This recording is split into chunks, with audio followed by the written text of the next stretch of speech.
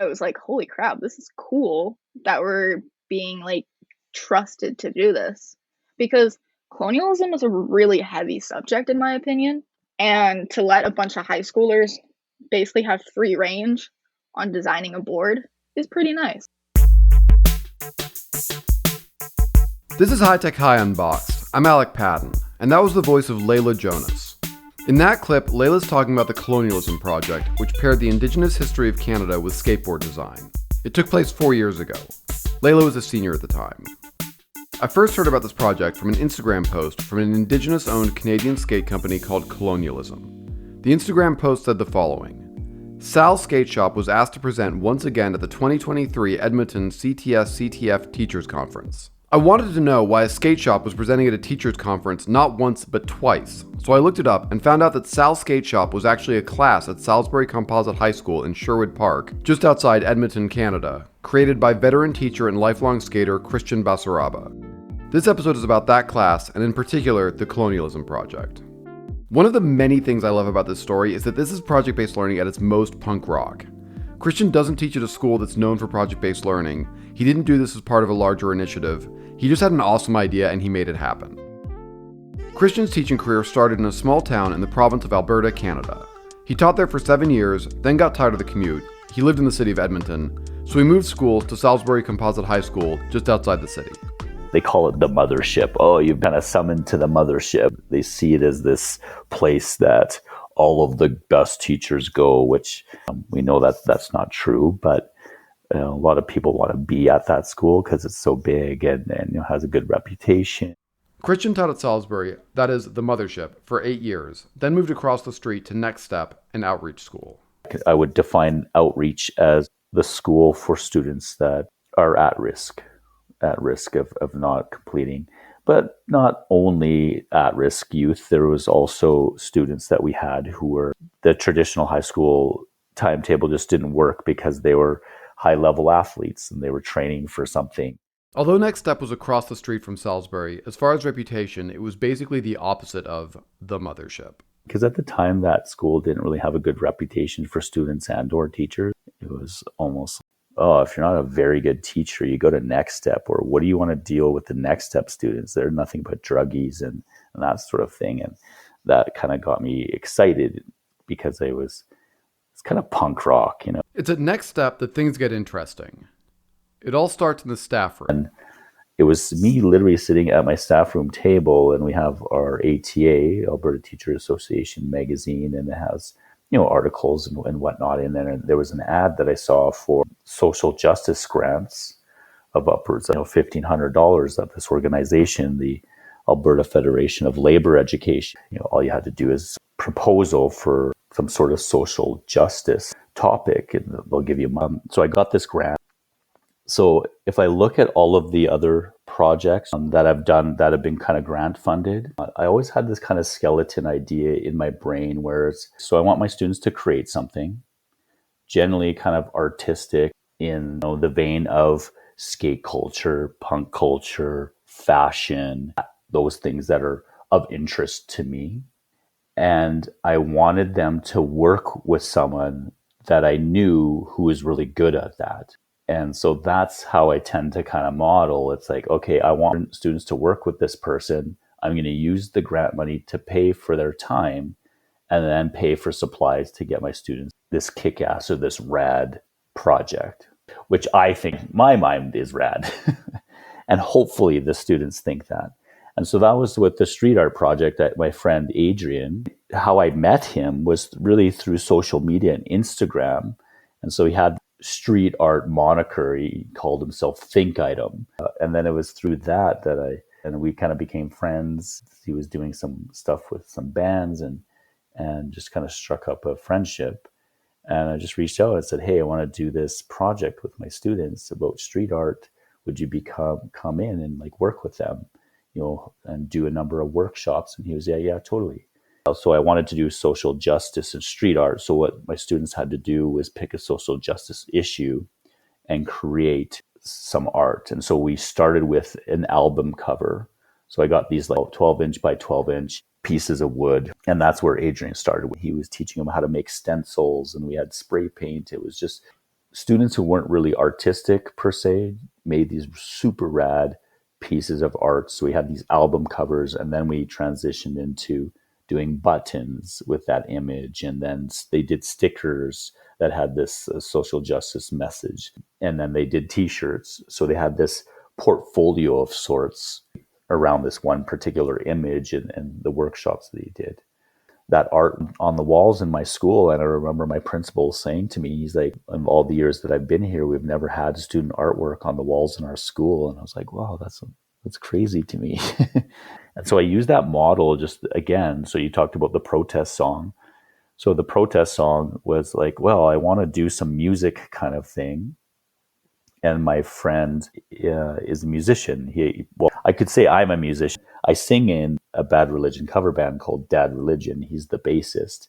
So me and Braden, his name is, we created really just a project where we looked at the history of protest songs, going back to like Woody Guthrie, but then moving forward, looked at some of the hip hop stuff and stuff that Public Enemy did. And they kind of brought their own flavor to it, I guess. And then we decided to just do ukuleles because they're simple, and Braden, who was a music teacher as well, had access to a bunch of ukuleles, so we taught them just some chords, and we used actually Woody Guthrie's song as kind of our basis, and then they each wrote their own verse kind of around an issue that they wanted to talk about. And one of the individuals in our band, which we ended up calling Morality Unit, which they came up with, which was super interesting, actually. And they kind of taught me something, because the person that came up with that name, they were doing kind of research for their part of the song, and they wanted to write a verse about LGBTQ rights.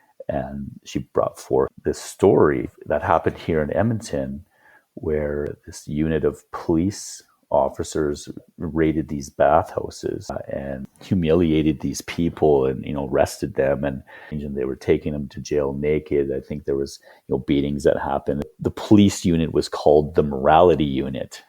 Like Orwellian use of language there for sure. She's like, this is a really good band name. She almost wanted to like reclaim that. Yeah, so then we got like stickers made up. We wrote the song. We went to Braden's house and recorded it. And then he did all his wizardry. And then we did a little tour. We took the band on the road, and we went to a bunch of elementaries that had us in our district. And I have a lot of friends who are teachers, obviously, and just kind of emailed them and said, hey, we got this little project. We come and sing our song. And so we did it in the gym for one, had like 300 students there. And then one was in the library with about 100 students. So it was super cool to see. And the students that were kind of part of that project and part of the band were generally, they were at the outreach students, dealt with anxiety, weren't really accepted, but here they are performing in front of hundreds of students, and they're doing it well, and they were proud of what they did. And so it was kind of like that pride. Same thing that I saw, there was a lot of pride that came out of the student artwork of those album covers. I also did another project for a different grant called the Poverty Awareness with Skateboards. And so that's where the trickling of the skateboard piece kind of comes in. All of those projects then funneled into the skateboard class. The skateboard class was really inspired by the school in Toronto called the Oasis Skateboard Factory. So that was founded by Craig Morrison. It was actually a program in Toronto at one point, and then it became kind of a school, like its own school. So they allow students to get high school credits and graduate through, skateboard, designing their own brands and brand design and that sort of thing. So is Oasis like a school? Like it's like, yeah, I'm a junior at the skate school. Like, is that like how it works? So it does now, yeah. So they incorporate or integrate their English, for example, via their things that they have to do in terms of submitting like business proposals. So that's where they would get their English mark. But yeah, it is a school. It's its own building. It's actually, well, it's not its own building in the fact that it's actually inside a community center. And that was also by design as well. He wanted it to be in a community center where it's accessible. And there's a lot of, various messages of having a school inside a community center for sure. That kind of conjures up the sense of community and building and whatnot. So I was always kind of aware, being a skateboarder and being an educator, kind of aware of this school. Just thought it was really, really cool. And so I asked them, like, can I use some professional development funds to go to Toronto for a week to go check out what they do at this school? And my principal said yes. And so I ended up going to Toronto, just hanging out with Craig for the week at the school. I went and checked out a few other alternative schools, kind of what they did, but it was, my focus was what the work that Craig was doing. So when I came back, my principal actually got moved to a different school. And so it felt almost like that particular dream of trying to incorporate it thoroughly in Next Step wasn't going to happen. And so I still had a really strong relationship to the principal at Salisbury, the big school. So I made the proposal to her. I said, hey, I went to this school, Oasis Skateboard Factory. This is what I want to do at your school. Because I saw it as more of not a school-wide thing, but just a class. So Kristian designed the class, got it approved, and it went into the course catalog. And that's how Layla Jonas, the student from the very beginning of this episode, found out about it. I asked her why she decided to sign up for a class called Sal's Skate Shop. And we didn't have a lot of options at that school that I really enjoyed. So it was a new class being offered, and I was like, that's interesting. And one of my friends was going to take it too. So we decided to take it together. None of us were into skateboarding either. So we're like, seems like a class we could get good marks in probably. So then we just kind of decided to sign up for it because there was a lot of room. Why did you think you would get good marks in it? Like, because it was a first year program. Normally it's not as strict. This was not how things played out. No one in our class thought that we were going to get to do any of the stuff that we got to do. Like, everyone thought it was just going to be simple, easy stuff. Do you remember the point that you were like, oh, wait, this is a different thing from what I thought it was? I think it was when Kristian started talking about all the projects we were going to do. One of the very first ones was we got to create our own skateboard. And that was a hard process. I still have my board somewhere, and it's like peeling apart almost. That took a while. We made our own so you grip tapes. literally, like, out of wood made a deck? And we got to paint them. Wow. Mm-hmm. But it was like once you were making a skateboard deck, it was like, oh, this is not as easy as we anticipated. Yeah, and it was a lot more fun too. Why was it more fun? Kristian was a really good teacher. Like, not a lot of teachers take that approach where, like, they're hands-on and they try and get to know the students. Kristian really took a liking to my board. I painted a chicken nugget surfing on a wave of sweet and sour sauce. Strong. Yeah, right? But then my one friend, she did like a really cool artwork thing of like koi fishes. So we have me, who's not an artist, and then my best friend, who is a really good artist. And Kristian encouraged all of it. Like, he's like, doesn't matter if you're an artist, you can still make it. Meanwhile, Kristian had got started on what would become the Colonialism Project. So now I have this class, and I still continued to apply for these grants. But so I needed some new ideas. And so the labor education grant, that's when the idea I had is I wanted to do skateboards again, obviously being in the skateboard class, but I wanted to tackle colonialism. So now what I'm going to do, or what I want to try to do, is, okay, I need to find someone to work with my students. And so I wanted them to work with an Indigenous artist. And I really wanted to kind of explore the dark history that word colonialism. It was just like this high idea of Canada's dark history. I really modeled that project after what Michael Langdon was doing at Colonialism Skateboards. Michael Langdon is an Anishinaabe Cree artist and skater from Cody First Nation and Papikissis First Nation, Treaty 4 territory. His company, Colonialism Skateboards, inspired Kristian's project.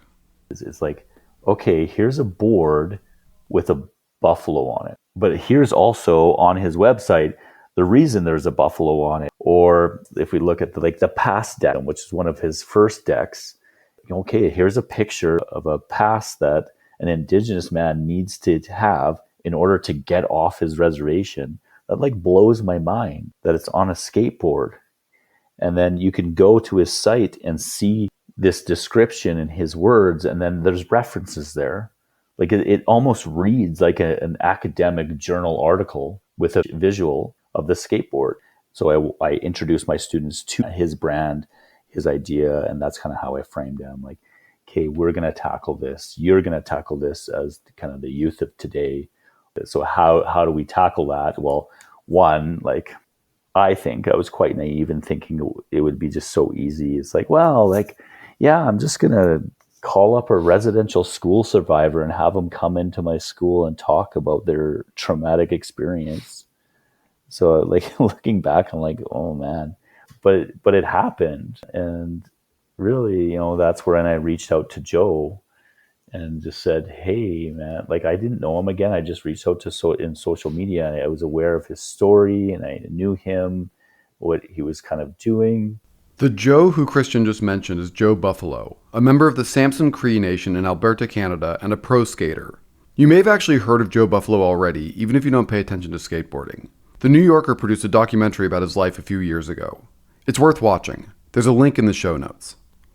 As a kid, Joe Buffalo was sent to a residential school. These were boarding schools that Indigenous children were forced to go to where they suffered extraordinary cruelty.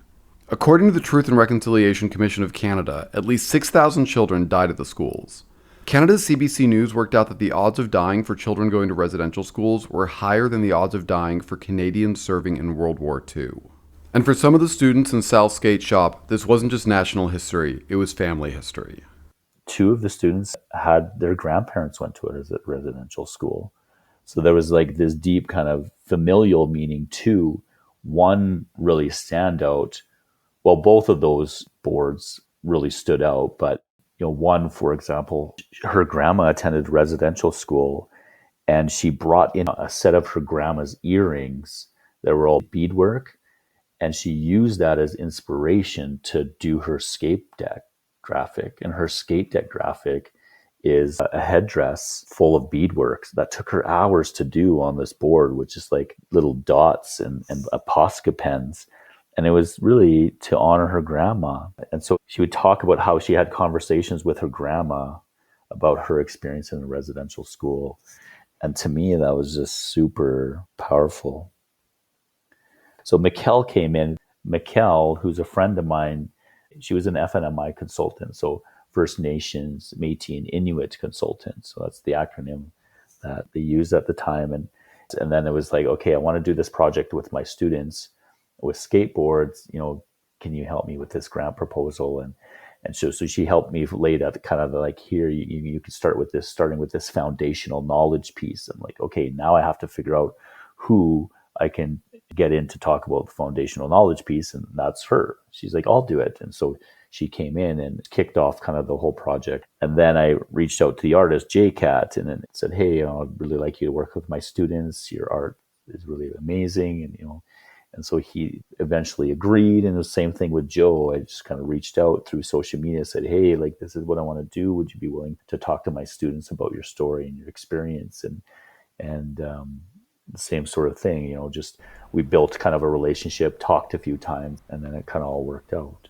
I want to pause to make sure you understand what the Colonialism Project was about.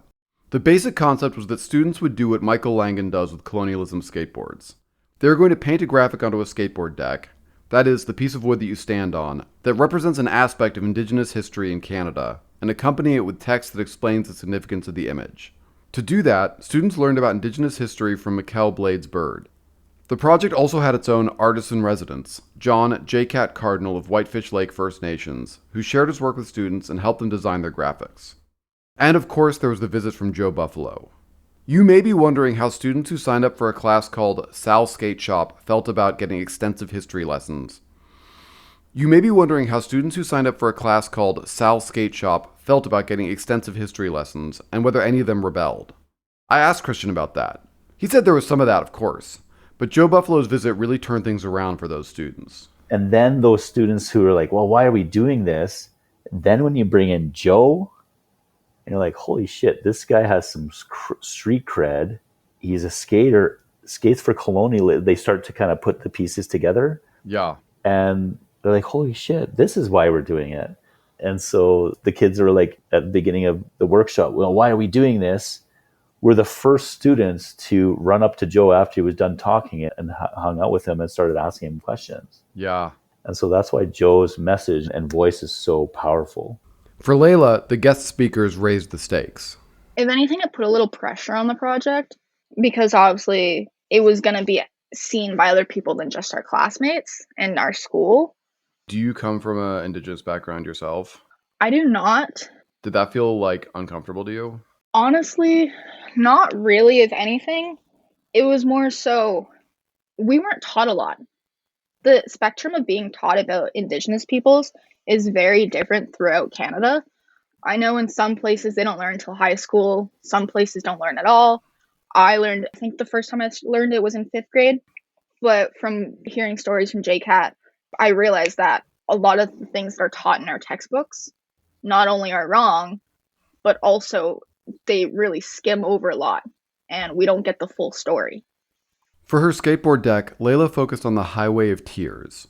She explained to me what that is. But it's this stretch of highway that's super, super known for being the main point of where Indigenous women and girls have gone missing or murdered. Like, I did intensive research on this project and I found over 900 reports of people that have gone missing along this road. Here's what Layla's board looked like. I kept it pretty simple. Like, I just drew the highway points in the middle of the board, like where it starts, where it ends, and certain points along it. And then I did missing posters on the sides, and I did the exact year. And then I had like the bloody handprint, that is a huge symbol for that group. And then no more stolen sisters, which is a huge slogan for that too. We've got links to Layla's board graphic and a few other students' graphics in the show notes. Late in my interview with Kristian, I found out that he had a personal connection to this project that went back to his days as a teenage skater. I had a friend, one of my best friends in high school, that I skateboarded with it almost every single day. And I didn't find out that he was Indigenous until I was a teacher. Wow. Because I taught his sister at that adult school that I started out my first year, where she came up to me and said, "You're friends with JV." I was like, "Yeah, I haven't seen him," because he actually ended up in jail for a bit. I'm like, "I haven't seen him for years. Like, how is he?" I was like, "How do you know JV?" She's like, "I'm his sister." I was like, "Oh." And in my brain, I was like, "Okay." Because you can see that she was Indigenous. And he always told people that he was Lebanese. And so here I grew up with one of my best friends who would never say he was Indigenous. He was always Lebanese. Because people ask him, "Well, why is your skin dark?" I'm like, "Oh, I'm Lebanese." Okay. And I never even thought of it or never really questioned it. Didn't really care. It was my best friend. We would hang out and we'd go skateboard and let's go do kickflips. Like, what does it matter to me? But then reflecting on this project, kind of, I'm like, holy cow, man. And then now here I have a student bringing in her card that identifies her, and she's proud.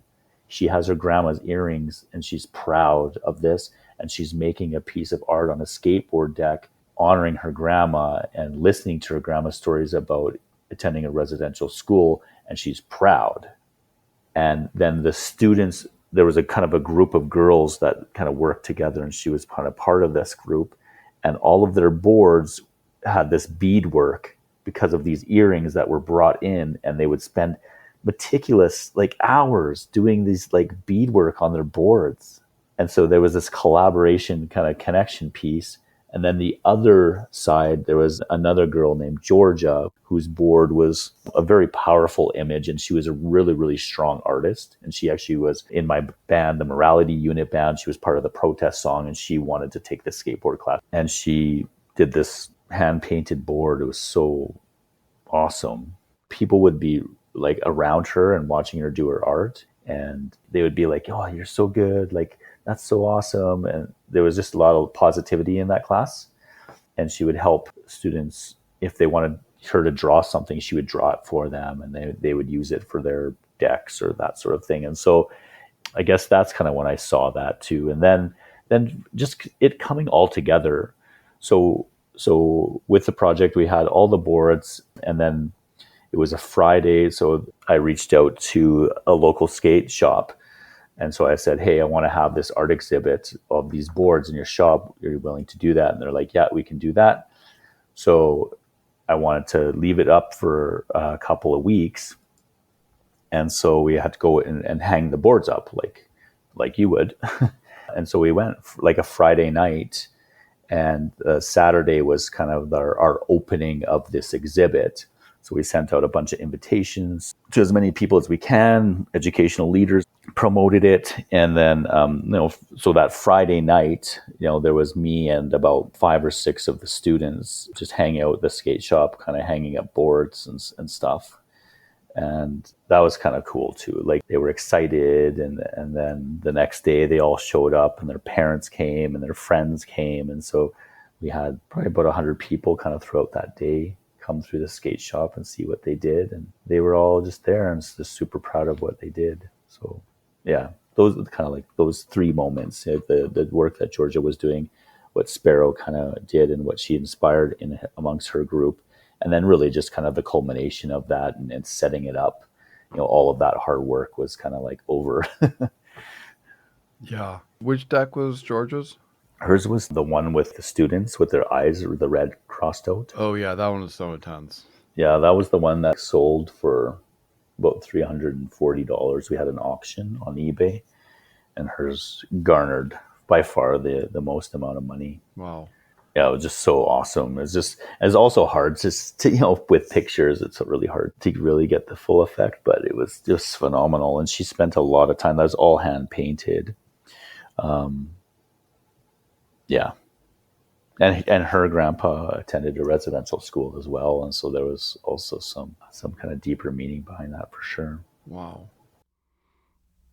At the start of our interview, Layla told me it had been 4 years and people were still asking her about this project.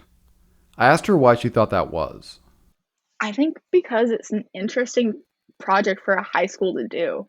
I had a lady reach out to me a few weeks ago about being featured in some magazine for for Edmonton about this project. And I'm like, and I guess Kristian sent her my my write-up for my board, which I don't remember anything I put in that write-up. So it'll be interesting when this magazine comes out. But she said she really enjoyed it and she liked the story and like the idea of it, of why I chose the board. But I think it's just because no one really would expect like 15 to 17-year-olds to pick such a hard subject. Because our own parents can't even talk about this. Our grandparents, they don't talk about it. So for our generation to actually be speaking about this, I think it's really important. How did your parents respond to the project? They loved it. My grandma, she is very proud of me for it. Back in her day, she did a lot of protests for the union and stuff. So for me to be like using my voice to speak out about it, she is very happy. Layla wants to go into journalism, and she traces that back to Sal's skate shop and the Colonialism Project. There wasn't ever anything I was really passionate about before that class. Like, I didn't really like any of the other options. There wasn't any class that I really enjoyed. What did this class make you passionate about? Giving a voice, like being able to speak for people that can't, or that are too afraid, or even just people that don't know how to express their words. High Tech High Unboxed is hosted and edited by me, Alec Patton. Our theme music is by Brother Herschel.